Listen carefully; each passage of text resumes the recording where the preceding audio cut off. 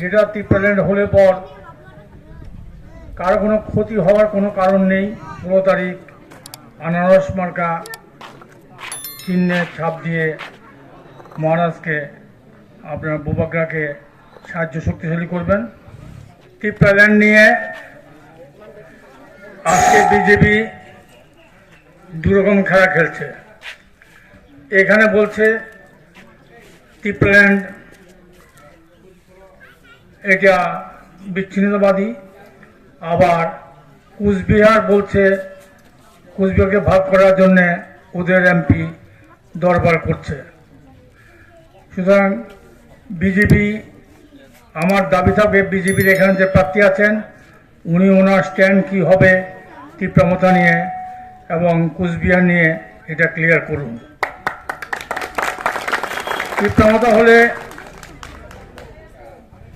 কেউ উচ্ছেদ হবে না, কেউ বাস্তুচ্যুত হবে না, এই প্রতিশ্রুতি মহারাজ দিয়েছে এবং আমরা এটা দেখিয়েছি যে আঞ্চলিক দল হিসাবে আমরা জাতি, উপজাতি, মাইনরিটি, মণিপুরি এবং ওয়াংসা সবাইকে নিয়ে আমরা এবার নির্বাচনে অবতীর্ণ হয়েছি। আমরা আশা করি যে ত্রিপুরাবাসী মহারাজের এই ইচ্ছাকে পরিপূর্ণ করতে আপনারা একমত হবেন এবং আপনারা সহমত হয়ে আমাকে এবং আমার মতো যারা বিভিন্ন এলাকায় দাঁড়িয়েছে, বিভিন্ন বিধানসভা দাঁড়িয়েছে, তীব্রমতা প্রার্থীদেরকে ভোট দিয়ে মহারাজার হাতকে শক্তিশালী করবেন এবং টিপ্রাল্যান্ডের যে দাবি, এই দাবিকে আদায় করতে আমাদেরকে সাহায্য করবেন। আমরা তীব্রমতার পক্ষ থেকে এটুকু আশ্বাস দিতে পারি, গ্রেটার টিপ্রাল্যান্ড হলে পর কারো কোনো ক্ষতি হওয়ার কোনো কারণ নেই। আমার পূর্ববর্তী বক্তা এটা খুব ভালোভাবে বিশ্লেষণ করেছেন, কিন্তু কিছু স্বার্থান্বেষী মহল সাধারণ মানুষকে বিভ্রান্ত করার জন্যে এটাকে একটা উস্কানিমূলক ভাষণ বিভিন্ন জায়গায় দিয়ে যাচ্ছে। এটা সম্বন্ধে আপনারা একটু সাবধান থাকুন এবং আপনারা না শুধু আপনারা প্রতিবেশী, বন্ধুবান্ধব সবাইকে সাবধান করে দিন। আমরা উপজাতি, অনুপজাতি সব অংশ মানুষের আর্থিক, সামাজিক এবং সাংস্কৃতিক উন্নতির জন্য আমরা আগেও লড়াই করেছি, এখনও লড়াই করব। ভবিষ্যতেও আমরা, যেহেতু আমরা সরকার গড়ব, সুতরাং আমরা এদিকটা বেশি নজর দেব।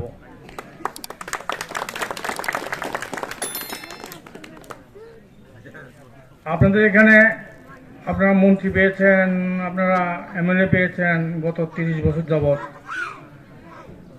কিন্তু উনি ওনার নিজের স্বার্থটা ছাড়া ওরা সবকা সাথ সবকা বিকাশ বলে থাকেন।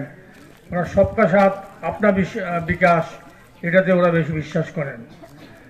আমি আমার প্রতিদ্বন্দ্বী বন্ধুকে বলবো যে উনি যেভাবে মোহনপুরকে নেশা এবং একটা ভয় সন্তুষ্ট অবস্থা রেখেছে সেটার থেকে সরে আসুন এবং মানুষের, যে আপনি শিক্ষামন্ত্রী ছিলেন, আপনার ছাত্রদের হাতে বই তুলে না দিয়ে নেশার ট্যাবলেট, গাঁজা এবং অন্যান্য মাদকদ্রব্য তুলে দিয়েছেন। একটা জেনারেশন আপনি নষ্ট করে দিয়েছেন। ভবিষ্যতে পাবেন না, কিন্তু আপনি যেটা করেছেন সেটার জন্য আপনার জনগণের কাছে ক্ষমা চেতে হবে। স্পেশালি মোহনপুরবাসীর কাছে আপনার ক্ষমা চাওয়া উচিত। আমি এই বলে আমি আর বিস্তারিত বলছি না। আমি আপনাদেরকে পুনরায় সম্মান জানিয়ে, শ্রদ্ধা জানিয়ে আমি আমার বক্তব্য শেষ করছি। আশা করি 16 তারিখ আনারস মার্কা চিহ্নে ছাপ দিয়ে মহারাজকে, আপনার বোবাগ্রাকে সাহায্য শক্তিশালী করবেন। এই বলে আমার বক্তব্য শেষ করছি।